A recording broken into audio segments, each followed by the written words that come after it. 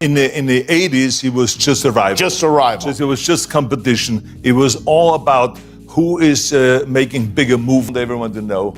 This is all dialogue. This is rhetoric. The left going after the right going after the left. You know what? In one word only, how did a small town boy from Austria become one of the most famous people on earth? Why do you want me to say the one word? Hollywood loves to pretend everything behind the scenes is glamorous, but the truth hits way harder. Some stars build their careers off charm, others off chaos. And then there's Arnold Schwarzenegger, a man who built an empire by studying people as closely as he studied his workouts. He wasn't just choosing roles, he was choosing who deserved to stand next to him, and not everyone made it into his circle. Arnold didn't rise from bodybuilding stages to blockbuster superstardom by accident. The man built an entire career on control, physical control, business control, and yes, social control too. He paid close attention to how people moved around him, on set and off, and he kept mental receipts on every interaction. Some actors blended with his style, some bumped heads with him, and some just straight up rubbed him the wrong way. And Arnold wasn't the type to explode or start drama. He just quietly froze you out. No yelling, no threats, just gone. If he didn't vibe with you, you weren't getting another chance unless you proved you earned it. Out of the dozens of stars he worked with through Conan the Barbarian, The Terminator, Predator, True Lies, and beyond, only a select few ever became part of his tight inner circle. The rest? They drifted away or got pushed out without a single public word from him. So let's get into it. Here are the actors Arnold Schwarzenegger reportedly wanted nothing to do with ever again, on set or off. And yeah, the first one might surprise you. Number 1, Bruce Willis. Die Hard is not a Christmas movie. Their situation didn't start with bad blood. It slipped into it over time. Arnold and Bruce once stood shoulder to shoulder as business partners, especially during their Planet Hollywood era, hitting red carpets and sharing interviews like everything was smooth. But behind those smiles, there was friction brewing. Arnold's style was all about discipline and structure. Bruce? He operated loose, unpredictable, raw, and Arnold wasn't impressed with that energy. I always say, their clash came down to two totally different mindsets, one built like a machine, the other running on instinct. Things hit a breaking point while working around the Expendables franchise. Bruce was locked in for the third film, but once talks started about a bigger paycheck and less filming time, the whole deal fell apart, and so did the relationship. Arnold didn't just brush off what happened with Bruce. He felt that move on a personal level. When people started asking why Bruce suddenly dipped from the project, Arnold didn't dance around it. He hit the world with one sharp word: greedy. That single line said everything he refused to explain out loud. Stallone tried to keep the peace, but the vibe had already shifted. Arnold stepped in, not only to fill the role, but to stabilize the energy on set. Crew members later said the whole environment felt lighter the moment the switch happened, like tension had walked out with Bruce. There was never a big public blow-up, just silence. When a reporter asked Arnold if he missed working with Bruce, he gave this cool little smile and said, "Not everyone is built for teamwork." That was it. No extra details, no shots fired. He didn't need to add anything. After that moment, their paths barely crossed again. No more co-starring, no more friendly reunions. Even at old Planet Hollywood milestones, Bruce kept his distance while Arnold stayed locked in on his usual mission: show up, work hard, keep things clean, and don't waste time on people who don't match the energy. Privately, people in the crew said Arnold remained respectful, but he wasn't handing out repeat chances anymore.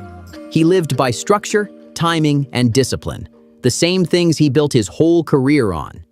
And, as he once put it, when someone stops showing up, so does my interest. Bruce's laid-back approach was the exact opposite, and eventually it became too unpredictable and too pricey. Arnold didn't end the connection with a speech. He just stopped answering the calls. Simple, cold, and final. They rose through Hollywood together, smashed box offices at the same time. But only one of them kept that professional consistency Arnold demanded.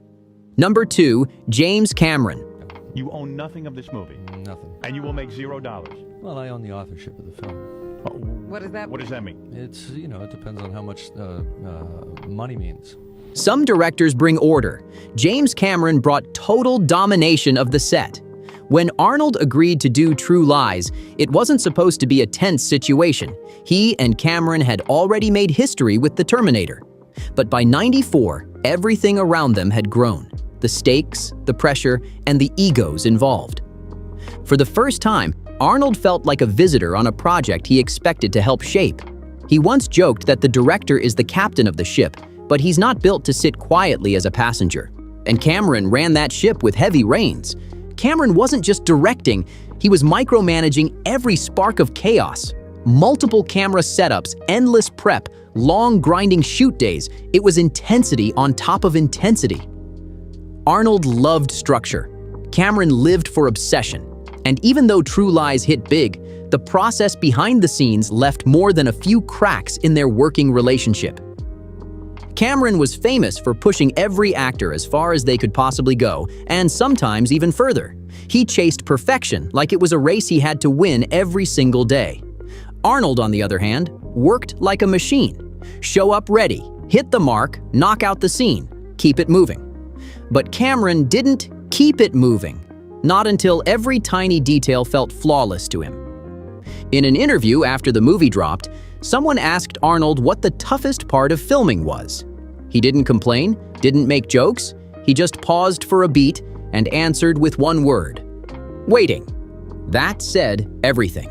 The tension between them wasn't loud, it lived in those long, quiet moments between takes.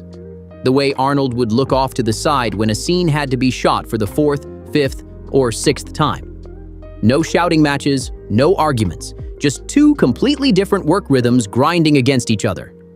They survived True Lies, but that was the end of their professional road together. Hollywood kept teasing sequels, fans begged for them to reunite, but nothing ever happened. Cameron kept building massive cinematic universes, while Arnold gravitated back to franchises that moved with speed and precision, the kind of sets where he felt like he could breathe. Arnold never dragged Cameron publicly, but he never pushed for a reunion either. When a reporter asked if they might team up again someday, Arnold just laughed and said, "Depends how long he wants to shoot one scene." No anger there, just fatigue. Respect without urgency. He admired Cameron's vision, but not the marathon pacing that came with it. Arnold didn't dislike him, but he didn't need him either. And after True Lies, he made that very clear. Number 3, Richard Gere. I'm sitting here at home and I'm enjoying thinking about you. Some Hollywood feuds play out in front of cameras, others stay locked behind gym doors with only whispers to tell the story. Arnold Schwarzenegger and Richard Gere barely crossed paths, but the few times they did, one of those moments reportedly ended with a silence that stretched on for decades. The story circles around town like a legend. Two rising stars in a martial arts studio, tempers flaring, and things getting physical before anyone could step in. No police, no paparazzi, just a heated clash between two young men with very different personalities. Arnold once said, "I don't start fights, but I remember who does." And that alone tells you everything about how that day stuck with him. Richard Gere carried himself in a distant, image-focused, almost delicate way. Arnold was the total opposite. Direct, disciplined, and intensely physical. Their energies didn't mix. On screen, they never worked together. Off screen, they never spoke again. Throughout the 1980s, both men skyrocketed. Gere through films like American Gigolo and Pretty Woman, Arnold through Predator and the Terminator. But even as they rose side by side, Arnold never looked at Gere as a peer. He respected the career, but not the man. Back in the mid-1990s, Arnold was asked which actors he genuinely respected. He rattled off a few names, then paused and dropped a line that felt a little too sharp to be random. Some actors look the part, and that's where it ends. He never said anyone's name, but everyone in the room felt the subtext. Years later, Stallone fanned the flames by hinting at an incident during a group lunch. Supposedly, Arnold and Richard Gere had to be pulled apart, and an old disagreement over a studio contract might have been brewing underneath it. Arnold didn't confirm that story, but he also didn't shut it down, and silence can speak loud. Behind closed doors, word spread that Gere once removed himself from a shared event the moment he found out Arnold was attending. No public drama, no statements, just distance. And that distance became the norm. They moved through Hollywood like two planets that refused to orbit near each other. Same award shows, same charity circuits, same industry circles, but never the same cast list. Arnold preferred actors who respected structure, pace, and presence. Gere operated on a totally different wavelength, reserved, cautious, almost floating above the room instead of locking into it. During a 2000 press junket, Arnold was asked if there were actors he simply didn't mesh with. He gave a little half smile and said, "Sometimes energy just doesn't align. That's fine. You just keep your distance." And for him, that distance with Richard Gere never closed. That chapter stayed permanently shut. Number 4. Jean-Claude Van Damme. Hey, this is Jean-Claude Van Damme and I love TikTok. Not every Hollywood rivalry gets blasted across headlines. Some begin in quiet stares and subtle flexing. In the 90s, Jean-Claude Van Damme was climbing fast, advertised as the next action superstar. But Arnold didn't see the next big thing. He saw someone trying to step into his lane, and he wasn't impressed.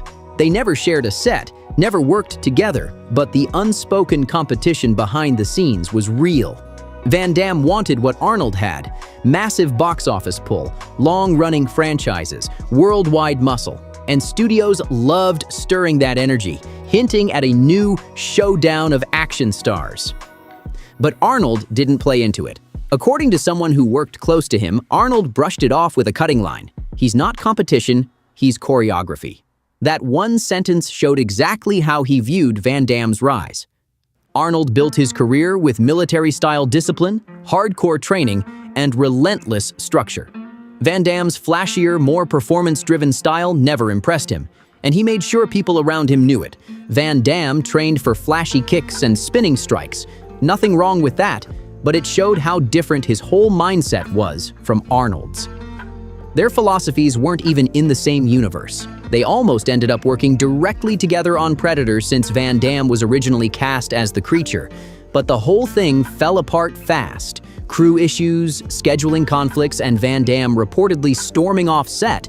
The role slipped away before it ever took shape. Arnold never went out of his way to criticize him, but years later, the truth leaked out through his tone. During a press run for T2, someone asked Arnold about the new wave of action stars coming up behind him. He laughed and said, "Some of them look great doing backflips, but they don't last." No names, but the message was crystal clear. They appeared in the same rooms again later. Panels, events, red carpets, but you could feel the frost between them. There are pictures, yes, but a friendship? Nowhere to be found. Van Damme tried to mend the gap. He went on camera praising Arnold, calling him a legend, saying he grew up inspired by him. Arnold acknowledged him once with a simple nod and left it at that. Then, in another interview, when asked about actors who try too hard to impress, Arnold said, "I notice when someone's watching themselves too closely. It gets in the way of the work." That was his final word: polite, sharp, and permanent. Arnold never hated Van Damme. He just never welcomed him in. And in Arnold's world, being left outside is all it takes to end a rivalry before it begins. Number 5. Steven Seagal. Do you still fight? Yes, I do. You still dangerous? Let me tell you this, the guys that I'm training in UFC, some of them have gotten their championship belts, world championship belts, because they've attributed that to me and me teaching them, so I still know a thing or two. Some actors pretend to be tough. Others don't have to. Steven Seagal walked into Hollywood with a huge ego and a whole list of people waiting to see him slip. He made enemies quickly, but with Arnold, the tension wasn't loud. It was quiet, steady, and impossible to ignore. Seagal reportedly talked trash behind the scenes, calling Arnold not a real martial artist and brushing him off as just a bodybuilder. Arnold didn't clap back. He didn't need to. He once said, "Real power doesn't talk about itself." And that was more than enough. In the early 90s, Seagal's name was suddenly everywhere. Interviews, movie posters, martial arts conversations, but the respect didn't follow him. Not from Arnold, and not from anyone who actually worked with him. Steven Seagal had the magazine covers, the studio hype, and the martial arts talk shows all backing him up. But Arnold still kept him at arm's length. Not once did Arnold share a stage, a set, or even a small cameo moment with him. Meanwhile, Seagal would drop Arnold's name in interviews, throw little comparisons around, and sneak in these subtle digs trying to stir something up. Arnold never took the bait. At a 1991 press event, a reporter asked if he considered Seagal a rival. Arnold just laughed and said, "Only if we're competing in slow motion." That one line made the whole room crack up, and it also made the divide between them crystal clear. From that day forward, the tension was out in the open, but only on one side. Seagal kept trying to poke the situation, while Arnold simply moved on with his life. They were once booked for the same charity gala, and Arnold quietly requested a seating adjustment without making a scene. That was how he handled things. No drama, just space. Years later, someone asked Arnold if he respected Seagal's body of work. Arnold shrugged and said, "He's made a lot of movies, that's all I'll say." No praise, no insult, just a clean, polite wall. Arnold's problem with Seagal was never about ego, it was about attitude. He believed in preparation, patience, and treating crews with respect. Seagal had the opposite reputation: unpredictable, difficult, and constantly burning bridges. Arnold watched that pattern unfold and decided he wanted nowhere near it. No collaborations, no attempts to fix anything, no curiosity about a reunion. Seagal wanted to be seen as a powerhouse. Arnold simply didn't see the spark. Number 6. Tom Hardy. Hello, I'm Tom, and this bedtime I'm very busy because there's so much to do. I need to brush my teeth. Sometimes the friction isn't about arguments or insults. It's about the vibe someone brings when they walk in. Tom Hardy never had a direct conflict with Arnold Schwarzenegger. There was never a shouting match, never some big Hollywood clash. But the moment Arnold and Tom Hardy ended up in the same spaces, Arnold kept a quiet distance. And it had nothing to do with Hardy's talent. Arnold respected the man's skill. What he didn't respect was the vibe that came with it. Hardy built a reputation for being extremely intense, laser-focused on set, sometimes difficult, always carrying this heavy, pressurized energy. He walked in like a storm cloud, and while some people saw that as strength, Arnold didn't. To him, that kind of intensity wasn't power. It was noise. Arnold once said, "Intensity is good, but if it blocks the room, it's useless." In 2015, they were supposed to sit on a panel together. Last minute, Arnold backed out. No explanation given, but people behind the scenes claimed he wasn't interested in being cast as some sort of mentor figure for someone who clearly didn't want one. Later on, Hardy was asked which actors inspired him. He listed Brando, De Niro, even Stallone, but skipped Arnold completely. When someone mentioned that to Arnold afterward, he just said, "He's intense." Maybe too intense for a conversation. Not an insult, just a clean, cold dismissal. At one point, they were almost attached to the same project, a military thriller with Hardy in the lead, and Arnold offered a supporting role.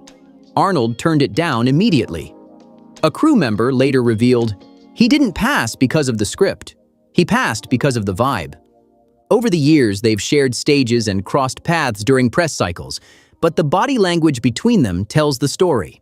No connection, no warmth, two men operating with completely different rules. Arnold built his entire career on discipline and control. Hardy runs on unpredictability and raw energy. Those two forces don't blend, they clash in silence. No feud, no fallout. Just Arnold doing what he always does, reading the energy in the room and making a decision without saying a word. And with Hardy, he made that judgment fast. Arnold didn't argue, didn't correct him, didn't try to teach him anything. He just observed and moved on. Some actors pushed his patience, others never even got close enough to try. Arnold wasn't chasing drama, he was chasing discipline, and if you didn't show up with the right energy, you didn't stay in his orbit for long. These weren't full-blown feuds, but they definitely weren't friendships either. In Arnold's world, respect wasn't free.